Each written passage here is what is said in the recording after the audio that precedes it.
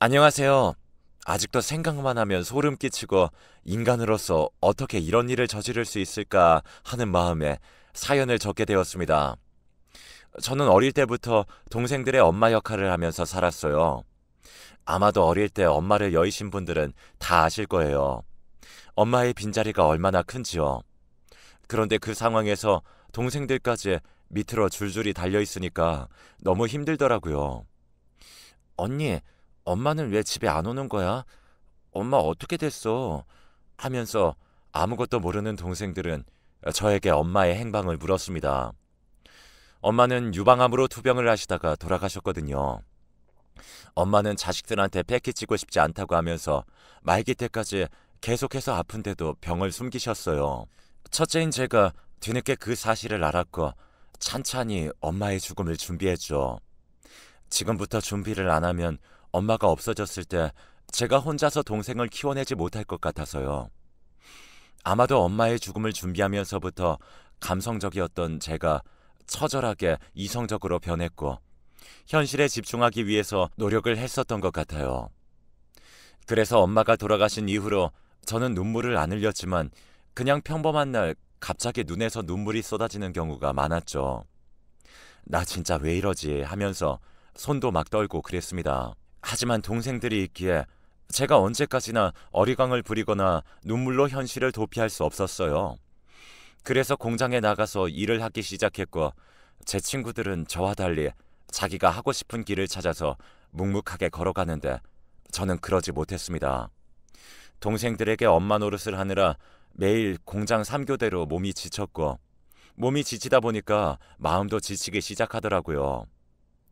어두운 10대 시절을 지나서 동생들을 다 키우고 출가시킨 저는 그제서야 자신을 돌보기 시작했어요.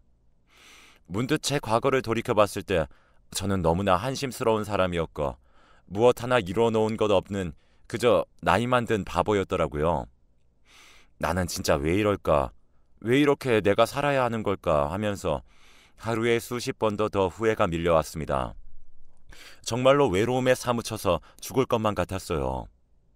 어떻게든 버텨보자 했지만 사실 그건 쉽지 않았습니다. 결국 우울증이 오게 되었고 집에만 누워 있었어요. 그걸 알게 된 동생들은 언니, 지금 이러한 상태 우리 때문에 된 건데 우리가 책임질게. 언니는 걱정하지 마. 우리한테 의지해. 하면서 다 큰 동생들이 십시일반 돈을 모아서 저에게 용돈을 주기 시작했습니다. 저는 동생들이 그런 마음씨가 너무너무 이뻐 보였고 또 좋았어요. 참 이런 애들을 내가 키우려고 이 고생을 했구나 하면서 다시 일어나기 시작했습니다. 어두컴컴하고 마치 기계의 부속품이 된 것 같은 기분을 느끼고 나니 그 공장으로는 두 번 다시 들어가기 싫더군요. 그래서 이를 꽉 깨물고 공장에 들어가지 않고 서울의 한 식당가에서 일하기 시작했습니다. 상대적으로 나이가 어린데 나이가 지긋하신 어르신들이 많이 모여있는 식당에서 일하니까 사람들이 저를 이뻐해주기 시작했어요. 그때 한 아주머니께서 저를 보시더니 아이고 이렇게 고운데 이렇게 어린 나이부터 어찌 이런 고생을 하면서 사는 거야? 많이 힘들면 우리 가게에서 일해봐. 우리 가게 진짜 일하기 편해. 딱 보니까 아가씨 하는 행동들이 너무나 이쁘고 사랑스러워서 내가 뭐 이것저것 챙겨주고 싶을 정도네. 응? 하면서 저에게 일자리를 제안하는 거였어요. 솔직히 식당 일하면서 국밥 옮기고 설거지하느라 손목이 부러질 듯이 아파서 당장이라도 집에 가고 싶은 심정이었거든요. 그래서 저는 그분께 정말로 진심으로 일자리 제안하시는 거예요? 그러면 제가 거기서 일해도 될까요? 하면서 조심스럽게 물어보았습니다. 어머, 장난으로 하는 말 아니야. 아, 진짜로 내 딸 같고 너무나 열심히 일하는 게 기특하기도 해서 그래서 우리 가게에서 일했으면 좋겠다 싶어서 말한 건데 여기 내 번호 있지? 이걸로 연락하고 저 사거리 길 건너서 있는 노란색 간판이 우리 가게야. 오늘 퇴근하고 들려. 어떤 일을 하는지 설명해 줄게. 라고 말을 하더라고요.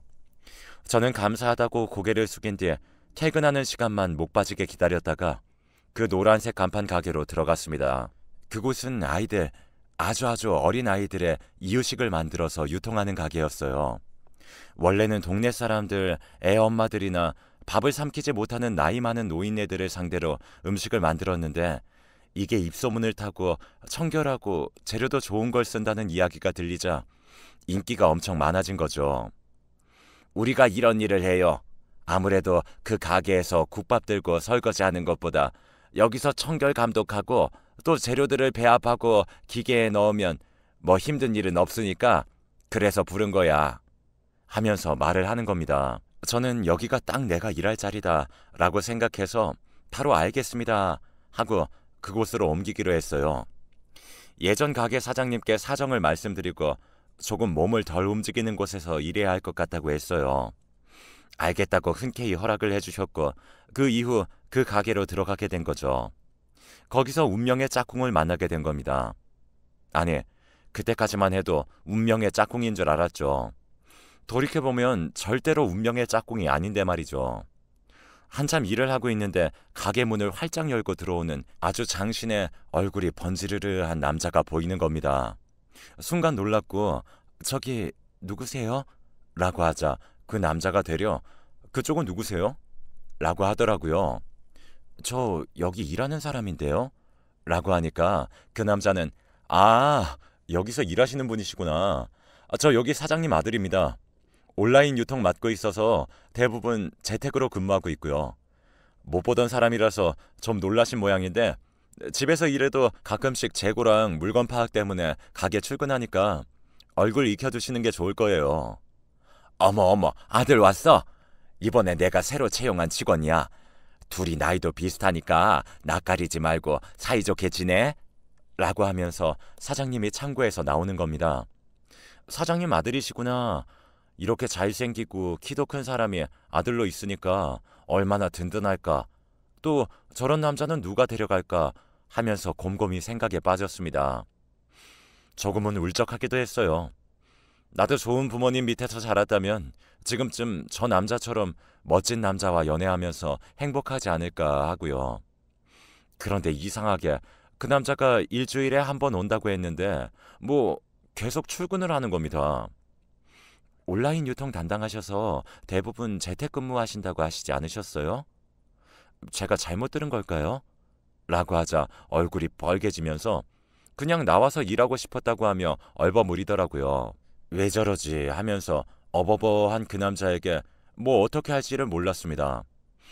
그렇게 조금은 어색한 침묵이 흐르던 그때 갑자기 그 남자가 제 번호를 물어보더라고요.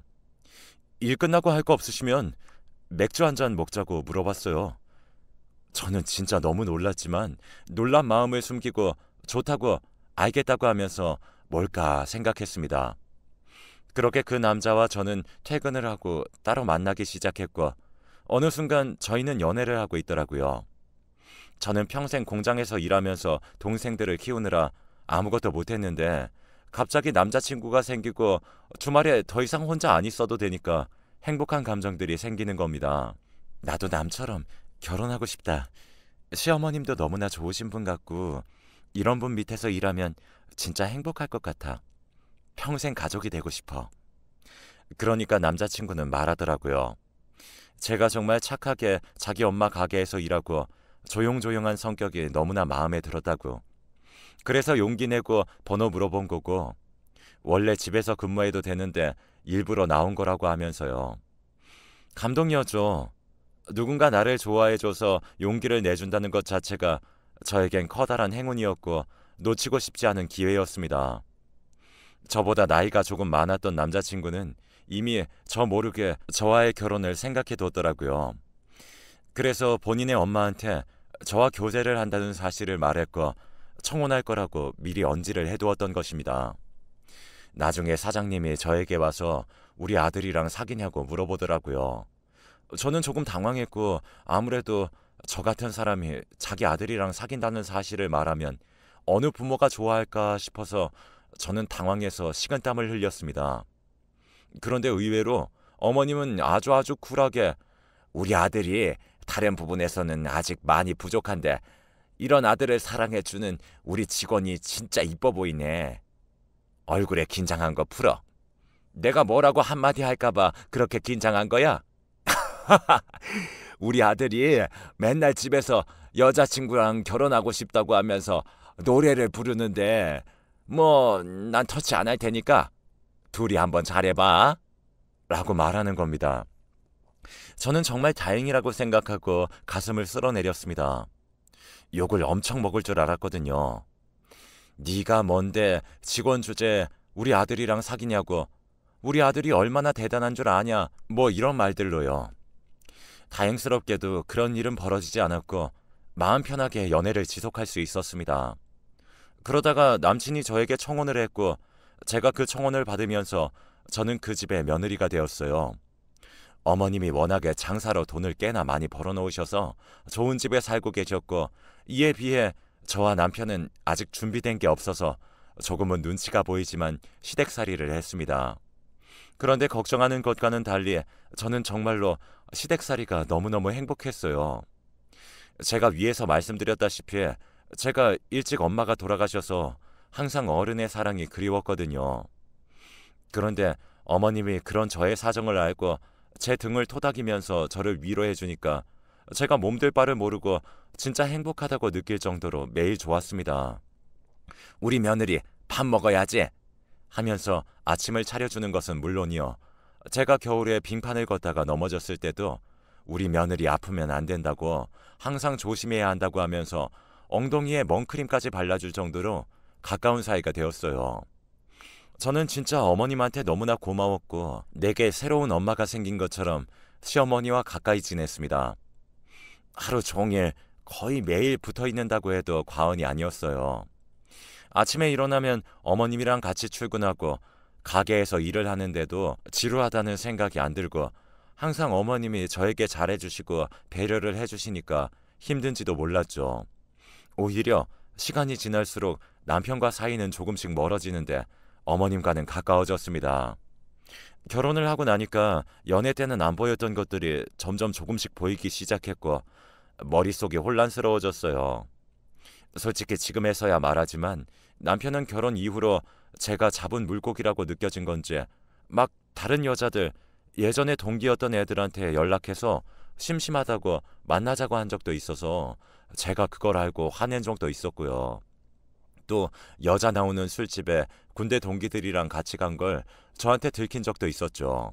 신혼 초부터 그런 짓거리들을 하는데 제가 열이 너무 받고 정말 속상하더라고요. 그때마다 저를 위로해준 사람이 시어머님이었습니다. 저 대신 남편한테 더 화를 내주시고 다시는 그런 짓 하지 말라고 하면서 목이 쉬어라 소리를 질러준 사람이었죠. 그래서 제가 버틸 수 있었어요. 내가 남편 복이 있는 줄 알았는데 남편 복은 개뿔. 남편 복이 아니라 시부모 복만 있고 나머지는 꽝이구나 하면서 포기하고 있었습니다. 그런데 그때 남편이 무슨 헛바람에 든 건지 사업을 하겠다고 이제 온라인 유통은 다른 사람한테 맡겨버리라고 하는 겁니다. 저는 갑자기 무슨 소리냐고 당신이 하던 일을 누구한테 맡기냐고 하며 완히 벙벙한 표정을 지었고 남편은 모르겠다고 알았어? 라고 하면서 자기 사업을 시작해버렸습니다. 아무래도 속으로는 자기 엄마는 가진 것도 없는데 자기보다 돈을 많이 벌고 그런 게 부러웠던 모양이죠. 저는 참 지 엄마한테 질투를 느끼는 사람도 있구나 하며 그런 남편의 행동에 하나하나 더욱더 보기 싫어졌습니다. 그러다가 일이 터진 거였어요. 어머님이 뇌졸중으로 쓰러지셨고 가게 운영이 올스톱 되었습니다. 다행히 긴급수술로 혈관을 뚫고 상황을 안정시켜 목숨을 건질 수 있었어요. 하지만 후유증으로 반신마비가 오게 되었고 집에서 간호를 해야 하는 상황이 되어버렸습니다. 저는 일을 그만두고 친엄마 같은 어머님을 돌보기 시작했어요. 일주일마다 언어치료, 물리치료를 해드리려고 힘든 몸을 이끌고 병원에 가는 그 순간에도 남편은 자기 사업하느라 바쁘다고 얼굴 한번 비치지 않더군요. 뭐 이런 망나니가 다 있나 싶었습니다. 저놈이 사람 새끼인지 지 먹고 살기 바쁘다고 지 엄마 쓰러졌는데도 남 취급을 하는데 진짜 지긋지긋하고 확 이혼해버리고 싶다는 생각이 간절했어요. 그래도 어쨌든 일은 해야 하니까 남편과 제가 교대로 번갈아 가면서 어머님을 간호했습니다. 그러다가 남편 사업이 폭삭 망하면서 집안에는 계속 남편이 있게 되었습니다. 그래서 저 대신에 남편이 더더욱 어머님을 많이 간호하기 시작했어요. 저는 어머님 가게를 어떻게든 계속해 보겠다고 안간힘을 쓰느라 매일이 짐 빠지는 날이었죠.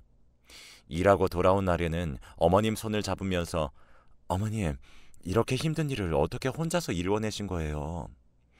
이렇게 많은 돈을 버셨으면 이젠 편하게 노후에 여행도 다니시면서 쉬셔야 했는데 왜 그러지 못하고 이렇게 누워만 계세요? 어머님, 저 정말 딸처럼 대해주셔서 감사해요. 어머님은 제 마음속에 있던 결핍을 채워주신 유일한 사람이자 저에게는 진짜로 소중한 존재예요. 비록 어머님이 제 이야기를 지금 듣고 계시는지 모르겠지만 제 진심 이렇게나마 전하고 싶네요. 하면서 어머님 손을 잡으며 잠에 들었습니다. 매번 힘들 때마다 자고 있는 어머님의 귓가에 저에 대한 이야기를 털어놓으며 그동안 어머님에게 느낀 감사함들을 모두 말해드렸어요. 그러면 속 안에 있는 쌓인 것들이 다 풀린 듯한 기분이 들면서 시원했거든요. 저는 매일 남몰래 기도를 했습니다. 하늘에 외쳤어요. 우리 어머님 진짜로 열심히 살았으니까 제발 한 번만 일어나실 기회를 달라고. 그 기회 딱 한 번만 기회 주시면 내 모든 것을 걸고 열심히 살겠다고 했죠. 그렇게 제가 애원을 했지만 하늘은 무심했습니다. 결국 어머님은 끝끝내 버티지 못하고 돌아가셨어요. 아무래도 뇌졸중이 온 후에 합병증으로 폐 쪽에 이상이 생겼는데 그게 어머님을 벼랑 끝까지 몰아넣은 거죠. 저는 하염없이 눈물만 나왔습니다. 장례를 진행해야 하는데 입관을 하고 나니까 정말로 쓰러질 것 같더군요. 친엄마를 보낼 때만큼 힘들었습니다. 어머님 발인 전에 어머님이 좋아하신 이부자리 이런 것들을 같이 선산에 묻어야겠어서 어머님 집으로 갔습니다. 어머님이 그렇게 좋아하시던 온돌 침대를 보니까 또 하염없이 눈물이 나더군요. 죄송하고 또 미안했습니다. 어머님 하면서 그 온돌 침대에 누워서 차갑게 식어버린 온돌을 통해서 어머님의 품을 느끼고 있었는데 침대의 작은 틈에서 종이들이 보이는 겁니다. 이게 뭐지 하고 열어보았는데 언어장애로 제대로 말을 못하는 어머님이 삐뚤빼뚤 종이에 힘겹게 써내려간 글들이었습니다. 저는 뭐야 하면서 당황했습니다. 어머님이 사실 말하는 부분인 전두엽이 손상되어서 발음하는 게 안 되었지만 종이에 자기 의견을 쓸 수 있을 정도는 되셨거든요. 그 원수와도 같은 놈, 그런 메모들을 보게 된 저는 손을 부들부들 떨 수밖에 없었습니다. 그 종이 안에는 제가 없었을 때, 제가 가게에 일을 나갔을 때 남편이 어머님을 돌보면서 횡포를 부린 내용들이 싹 다 적혀 있었어요. 너무나 놀랍고 이게 말이 되는 건가 하는 마음에 손이 부들부들 떨렸습니다. 말할 수 없는 분노가 치밀어 올랐어요. 며느라가 내 아들이 악마였단다. 악마였어. 내가 호랑이 새끼를 키운 거야. 내가 내 발등을 내가 찍은 법이지. 라고 하면서 그간 당한 것들을 종이에 적어두신 겁니다.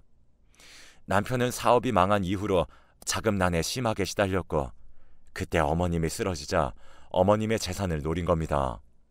맨날 어머님이 누워있을 때 엄마 빨리 안 죽고 뭐하냐고 지겨워 죽겠다며 하루빨리 사망하시라고 하면서 저주를 퍼부었고 심지어는 안 보이는 곳을 퍽 때리기도 하면서 사람에게 엄청나게 스트레스를 준 겁니다. 저는 이럴 수는 없다고, 아니 어떻게 자기 엄마한테 이런 식으로 대할 수 있냐는 생각에 부들부들 손을 떨었습니다. 너무나도 화가 났어요. 어머님은 자신의 재산이 아들한테 가면 이거 큰일 날 게 뻔하니까 자기 앞으로 되어 있는 가게는 지금 매니저를 맡고 있는 며느리한테 넘기고 아들한테는 절대로 한 푼도 주지 않겠다는 것을 쓴 그 종이를 제 서랍 안에 숨겨두었다고 써놓으신 겁니다. 정말 다행인 게 어머님이 쓰러지셨을 때 제가 어머님 거동이라도 하게 만들겠다고 하면서 물리치료를 엄청 신경 써서 해드리고 글씨도 연습했거든요. 그래서 어머님이 돌아가시기 전에 이런 사실을 모두 폭로하실 수 있으셨던 것입니다. 저는 눈물을 뚝뚝 흘리면서 정말 어머님의 그 한 제가 풀어드리겠다고 스스로 약속했어요. 그리고 바로 제가 아는 변호사한테 찾아가서 이 유언을 넘겼고 법적으로 증거가 된다고 하면서 어머님의 그 유언처럼 재산 상속 준비를 했고 세무사와 상담해서 정리를 다 끝낸 후에 장례식장에 같이 가서 남편에게 이 모든 것들을 말하기로 했습니다. 제가 재산 정리와 대충 상황 정리를 해서 상주를 서고 있는 남편에게 가서 말했습니다. 당신, 나 안 볼 때 어머님 학대하고 손 올렸다며. 어머님이 돌아가시기 전에 이 모든 걸 전부 내게 남기고 가셨어. 당신 잘못 걸렸어. 인생 그렇게 살면 좋아? 남들한테는 세상 천사인 척하면서 자기 엄마한테 어떻게든 돈 뜯어내려고 하고. 당신이 악마가 아니면 도대체 누가 악마야? 나는 도저히 모르겠다. 어머님이 당신한테 재산 한 푼도 안 주신대. 당신은 그저 무능하고 엄마 등에서 피나 빨아먹는 기생충인 거야. 알겠어? 그렇게 알라고 내가 지금 변호사랑 세무사 대동해서 상황 설명하려고 온 거야. 라고 말하는 순간 남편의 눈이 뒤집혔어요. 거기 있던 상을 뒤엎고 난리가 났죠. 미친놈인 줄 알았습니다. 경찰을 불렀고 경찰이 남편을 끌고 갔어요. 난동 피우지 말라고 경찰한테 이 사람 지 엄마를 폭행까지 했다고 지 엄마 폭행한 천륜을 저지른 놈이라고 하면서 만행을 폭로했습니다. 남편은 끝까지 발악하며 아주 추악한 모습을 보이더라고요. 사람이라면 어떻게 이런 짓을 할 수 있을까 싶었고 변호사와 세무사도 혀를 끌끌 찼네요. 결국 어머님의 재산은 어머님이 적으신 대로 기부단체에 기부되었고 가게는 제가 맡아서 운영을 하게 되었습니다. 남편에게 떨어진 돈은 5천이 전부였어요. 직계자식이라서요. 변호사가 직계자식에게는 적어도 5천 정도는 줘야지 나중에 탈이 없다고 하는 바람에 돈을 주긴 했지만 그래도 남편 그것에 만족하지 못하고 괴물처럼 포효했습니다. 자기 엄마 죽으면 자기 엄마 재산 그거 가지고 다시 사업을 해서 재개하려고 했는데 그게 망하니까 얼마나 빡쳤겠어요. 저는 어머님 장례를 치르자마자 바로 남편에게 이혼 소송을 했습니다. 남편은 그간 저 몰래 여자 동창들이랑 연락하고 따로 만났던 것 그것까지 다 해서 재산 분할도 걸어버렸죠. 그래서 다행히 제가 승소해서 이혼을 할 수 있게 되었습니다. 연애 때는 그렇게 하늘의 별도 달도 다 따다 줄 것처럼 행동하던 사람이 어떻게 결혼을 하자마자 저를 어항속 물고기 취급을 하면서 악마처럼 구는지 정말 인간은 알다가도 모르는 것 같습니다. 저는 어머님이 돌아가신 이후로 한동안 마음이 너무 힘들어서 정말 살기가 싫었지만 그래도 동생들의 위로와 또 그동안 겪은 경험들로 인해서 마음이 단단해진 터라 다시 훌훌 털고 일어났어요. 남들은 참 시모 때문에 힘들어 죽겠다고 말하는데 저는 오히려 어머님 때문에 지금까지 살아온 것 같네요.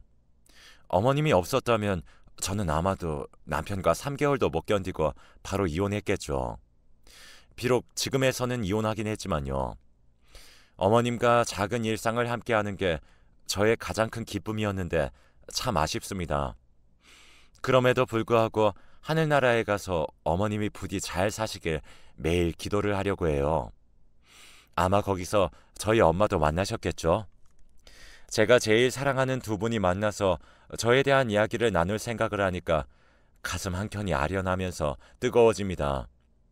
삶은 만남과 이별의 연속이라고 하는데 역시 제 인생도 예외는 아니네요.